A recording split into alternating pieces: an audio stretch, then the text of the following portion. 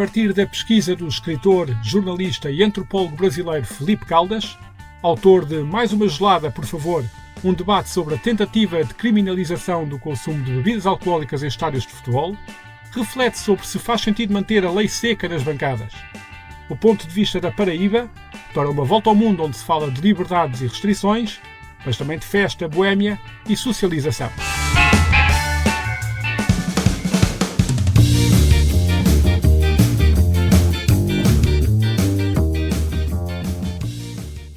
Já caminha para 1,5 milhão de visualizações o vídeo do YouTube do canal Discovery UK, que demonstra o sucesso da cerveja no estádio do Tottenham Hotspur.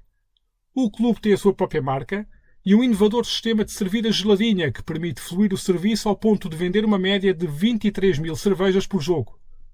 Mas em Inglaterra podem beber durante o encontro? Sim, podem. É um daqueles casos onde dava jeito de escutar por cá o clichê do "vejam como fizeram os ingleses". Mas não é em Londres o ponto de partida para esta reflexão. A busca sobre o tema do álcool nos estádios levou-me a João Pessoa, na Paraíba. Mais concretamente ao artigo Mais uma Gelada, por favor, um debate sobre a tentativa de criminalização do consumo de bebidas alcoólicas em estádios de futebol, de Felipe Caldas, que se encontra disponível para consulta online, por exemplo, no site da Ludopédio. O link está na versão escrita deste episódio em tomadeira.substack.com. É escritor, jornalista, doutorando em antropologia com investigação incidente sobre torcidas de futebol e, como escutei numa entrevista sua no podcast brasileiro 502, um assumido boémio e tomador de cerveja. Tem 6 livros publicados, alguns deles versando o futebol, e o mais recente aborda o seu emblema do coração, o Botafogo da Paraíba. Mas sobre a sua obra falaremos com mais detalhe no final do episódio. Para já, vamos à pesquisa que deu a conhecer em 2020 e que resultou da observação de grupos de adeptos de vários clubes no contexto da proibição da venda de álcool nos estádios. O cenário é o Brasil, mas vejam lá se não há pontos de encontro com realidades bem próximas de nós. Então vamos lá, por etapa. Minha pesquisa de campo foi com as torcidas do Botafogo da Paraíba, que é aqui de João Pessoa, a cidade onde eu pesquiso e tal. O Santa Cruz, o Náutico e o Sport são clubes de Recife, que é o estado vizinho aqui. Eu não fiz pesquisa de campo com esses clubes, mas eu cito ele no artigo porque eu tive acesso a um outro artigo que foi publicado por outros pesquisadores que eles fazem referência a esses clubes. Então eu fiz uma comparação a partir dos meus próprios dados com os dados que esses pesquisadores apresentaram. Mas minha pesquisa de campo é com o Botafogo da Paraíba. E eu estou entre mestrado e doutorado desde 2017, né? Então já se vão 6, 7 anos de pesquisa de campo, acompanhando os torcedores, indo aos jogos com eles, participando das dinâmicas dentro e fora dos estádios, e tentando entender como funcionam essas dinâmicas torcedoras. Sobre a lei, em 2010, o Brasil instituiu o Estatuto do Torcedor, que definiu uma série de... Na verdade, o Estatuto do Torcedor é um pouco mais antigo, mas em 2010 ele tornou mais rígidas certas regras do Estatuto do Torcedor. E o curioso de tudo isso é que o artigo ele não proíbe especificamente a bebida alcoólica. O artigo da lei dizia: estão proibido o consumo de líquidos e substâncias que provoquem a violência. Então ele não fala em bebida alcoólica. A conclusão de que a bebida alcoólica está nesse rol de bebidas que provocam violência foi completamente subjetiva das autoridades públicas, né? E aí, qual é a grande questão? Na minha pesquisa, eu percebo que a bebida alcoólica ela é muito importante nessas dinâmicas sociais, né?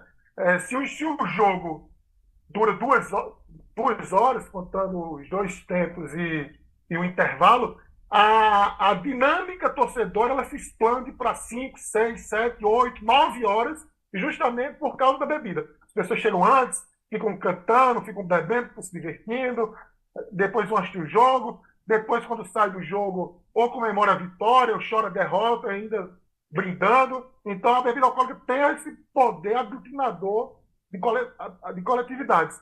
E aí o que eu analiso é que, apesar da proibição, você não existe nenhuma evidência de que a proibição mudou qualquer índice sobre violência, sobre brigas, sobre... Então, eu tento demonstrar no meu artigo que a lei é completamente ineficaz e, muito pelo contrário, ela provoca uma série de problemas que não foram previstos pelo poder público, né? As restrições ao consumo de bebidas alcoólicas nos recintos esportivos não são universais e cada país ou competição adota as suas orientações nessa matéria. Tal faz com que exista uma certa hipocrisia, vamos chamar-lhe assim, na análise à questão. Pois é possível o mesmo país ou estádio interditar a venda de álcool numa semana e na semana seguinte, se existir nesse mesmo recinto um jogo da Liga dos Campeões ou um europeu ou um mundial, a bebida já ser autorizada. O que leva a questionar se afinal não será por motivos de ordem pública essa restrição, na medida em que, como ponto de partida, o perigo não existe em função do organizador da competição, mas sim pelo ajuntamento de pessoas. Esse fator verificou-se precisamente no Brasil, na organização do Mundial 2014.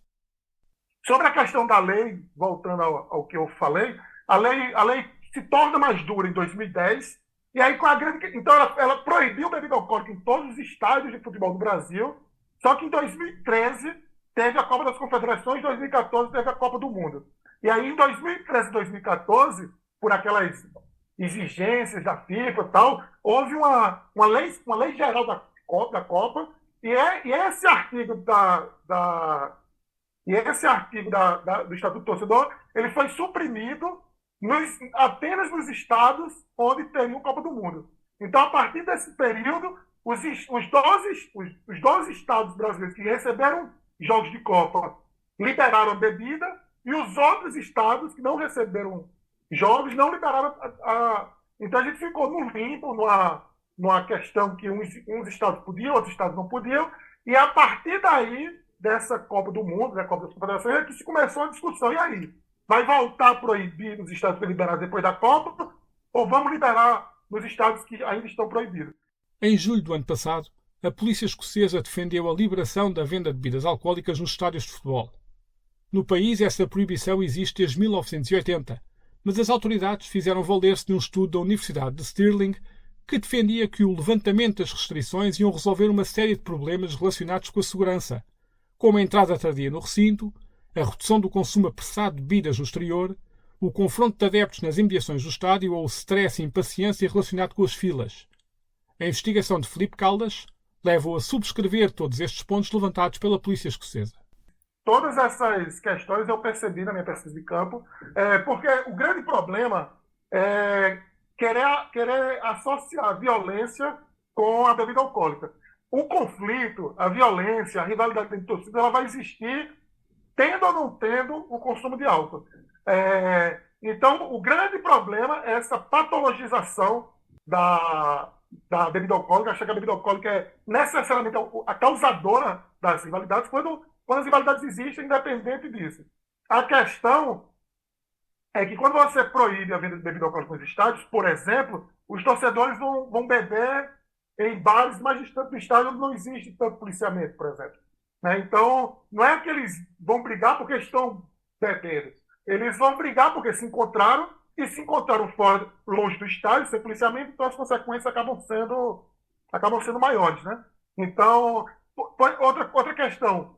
Em 13 anos de proibição da bebida alcoólica nos estádios da Paraíba, nenhum torcedor foi impedido de entrar no estádio por estar bêbado. Então, se existe essa ideia de que a bebida alcoólica gera violência, teria que ter então, bafômetro, né? Não sei como se chama aí, equipamento para medir o nível de sangue no álcool. Porque as pessoas continuaram entrando bêbadas no estádio, inebriados, digamos assim, né? Porque as pessoas continuam bebendo, elas só mudaram as suas táticas, as suas estratégias, as suas dinâmicas.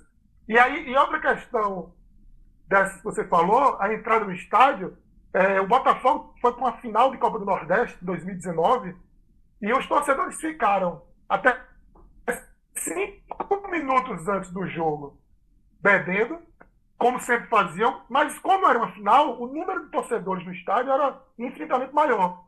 Então, teve muitos torcedores que só conseguiram entrar no intervalo do jogo, porque teve uma confusão danada fora do estádio, porque quando todo mundo resolveu entrar, faltando 5 minutos para começar o jogo, não tinham portões suficientes. Se a bebida alcoólica fosse liberada dentro dos estádios, certamente esse fluxo de entrada seria mais harmônico ao longo das 2 horas, de 1 hora antes do início do jogo. Então você tem um aumento da briga longe do estádio, você tem essa dificuldade de entrada no estádio, você tem uma dinâmica que começa muito mais cedo, então, ao contrário do que possa parecer, a proibição aumenta o consumo, porque as pessoas vão beber mais cedo, vão chegar mais cedo e tal. E tem essa coisa também de uma certa diáspora torcedora, né? Quando você proíbe um torcedor de ocupar um espaço que quando ele costuma sempre ocupar, ele vai em busca de outros espaços, e nessa busca de outros espaços é onde pode ter os encontros com grupos rivais, né? Porque na minha pesquisa eu falo muito de uma territorialização do estádio. Então as diferentes torcidas já ocupam diferentes espaços na arquibancada e no entorno do estádio. O número de incidentes acaba aumentando quando você proíbe. Na verdade, quando se fala em proibição do consumo de bebidas alcoólicas em recintos esportivos, essa ideia parte desde logo de uma premissa falsa. Pois, em rigor, essa proibição não existe se tivermos em conta que nos camarotes e bancadas VIP é permitido o consumo de álcool. Mais, é permitido inclusive que esse consumo se faça em garrafas de vidro. Portanto, do que se está a falar é de uma restrição com base num preconceito. É de que o adepto normal, se assim lhe podemos chamar à falta de melhor expressão, não se vai saber comportar com bebida alcoólica ao seu alcance, enquanto o adepto da bancada VIP ou camarote, por alguma razão, não precisará dessa restrição. Adaptando a conhecida expressão do famoso livro, é caso para se dizer que num estádio de futebol os adeptos são todos iguais, mas uns serão mais iguais do que outros. Será que não deveríamos todos, enquanto sociedade, questionar se fará sentido este género de discriminação? Sem dúvida nenhuma. Inclusive, se a gente sair um pouco da questão específica da bebida alcoólica, mas for discutir o estádio de futebol de uma forma mais ampla, na minha pesquisa de mestrado, que é essa que está saindo de livro, que você comentou no início da nossa conversa, eu discuto as diferentes formas de revista policial na entrada do estádio de futebol. Então, nos setores mais populares, onde o torcedor pobre vai, a revista policial é muito mais ostensiva, muito mais repressora, muito mais violenta até, do que na forma como acontece nos setores em que a classe média e a classe alta comparecem. Então tem um tratamento completamente diferente e tem uma criminalização mesmo do pobre, né, do torcedor pobre. Na minha dissertação eu não cito bem essa expressão, mas na minha tese de doutorado agora eu estou defendendo uma categoria que é o racismo institucional, né?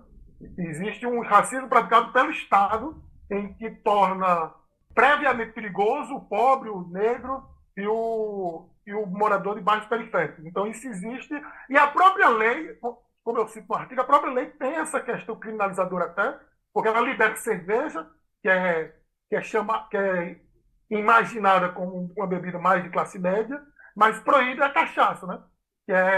Ainda que você tenha cachaças de qualidade hoje em dia, que sejam caras, tal, existe hoje um movimento de valorização da cachaça, a cachaça ainda é a bebida do pobre, né?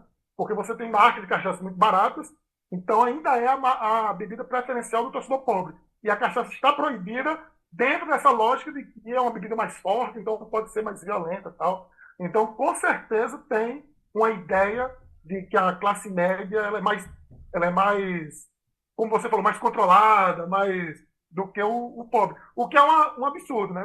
E é uma violência tremenda.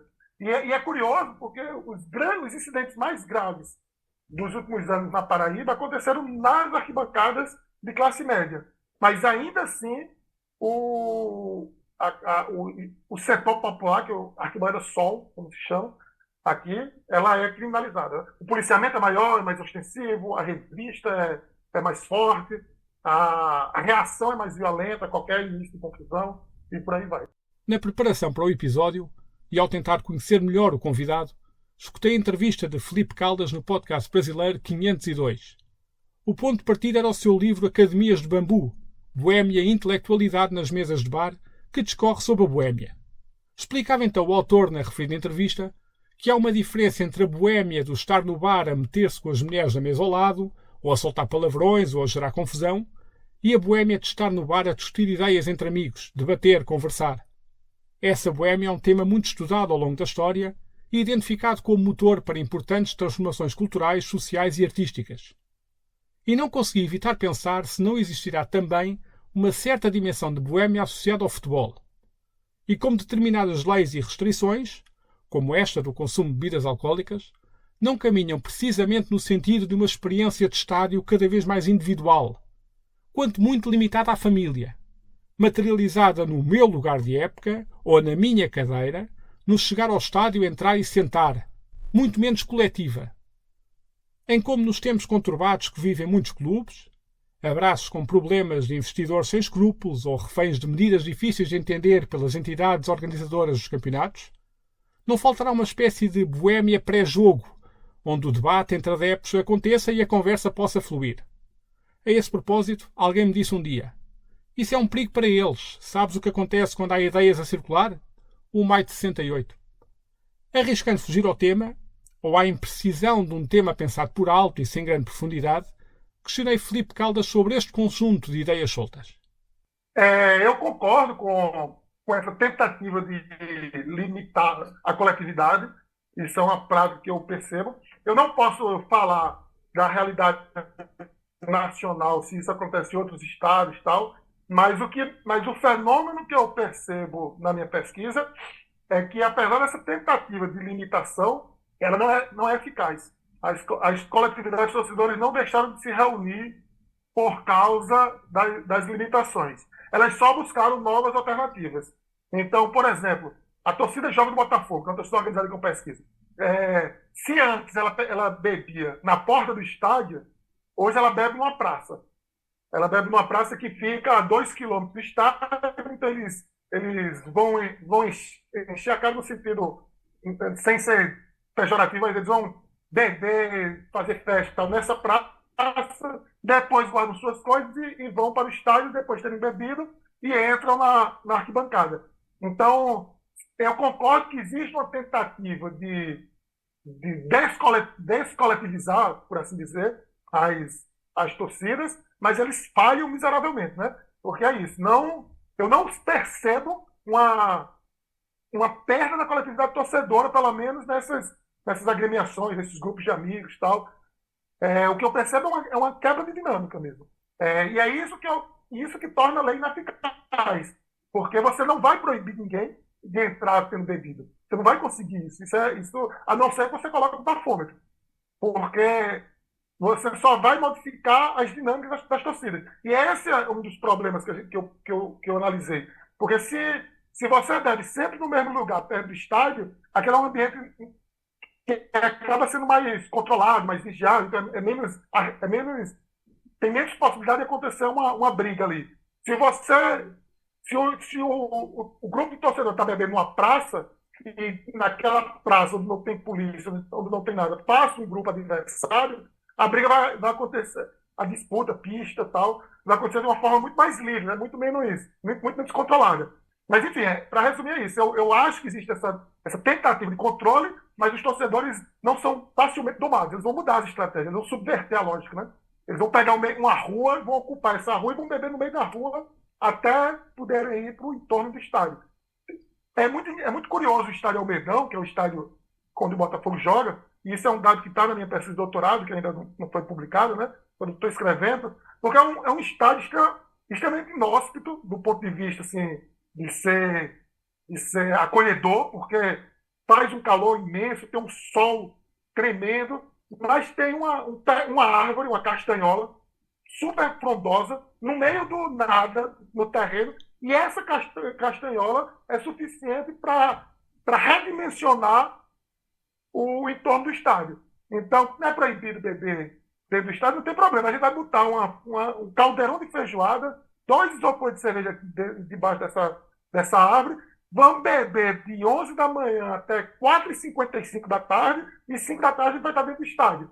Então, a festa acontece, a música acontece, os brindes acontecem, só não acontece dentro do estádio porque o poder público acha que isso vai provocar a violência.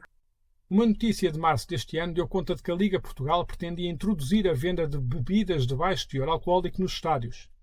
A intenção foi reforçada recentemente, integrada num conjunto de medidas a serem tomadas para a nova época. Contudo, tendo como ponto de observação as primeiras eliminatórias da Allianz Cup, a proibição mantém-se. Enviei um pedido de esclarecimento para a Liga Portugal, por e-mail, referindo a gravação deste episódio, mas ao fim de 4 dias de espera não existiu qualquer resposta ao contacto. O mais recente livro de Filipe Caldas chama-se O Belo e as Suas Torcidas. Foi lançado há pouco mais de um mês e é apresentado pelo Jornal da Paraíba como sendo uma obra que fala de pessoas que se juntam em 3 grupos diferentes para torcer pelo Botafogo da Paraíba, carinhosamente chamado de Belo, e a partir disso estabelecem formas plurais de organização para se divertirem, encontrarem-se nos estádios, fora deles e em outras cidades do país. Veio juntar-se a outras obras já lançadas pelo autor, como Além do Futebol, Paixões, Dores e Memórias sobre um Jogo da Bola, ou Um Menino que Queria Jogar Futebol, uma história de fé e superação. Convidei Filipe Caldas a falar mais sobre estes trabalhos. Bom, esse trabalho, O Belo e Suas Torcidas, é uma adaptação, né, da minha dissertação de mestrado. Eu defendi ela em 2019 e acabou demorando um pouco para sair por causa da questão da pandemia, mas eu fiz todo um trabalho de atualização dos dados, então ele está sendo bem atualizado.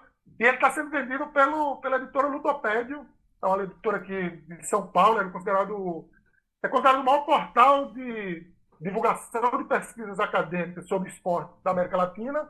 E recentemente, de uns anos para cá, eles abriram uma editora e foi a editora Ludopédio que está lançando esse livro. Aí a venda é com eles, na verdade, mas no site da editora, ludopédio.org.br/loja, a pessoa tem acesso aos livros deles, todos os livros, incluindo lá o que está saindo agora. O livro já foi publicado, ele foi aberto uma pré-venda no finalzinho de maio, para quem querer comprar com desconto e tal, mas o livro já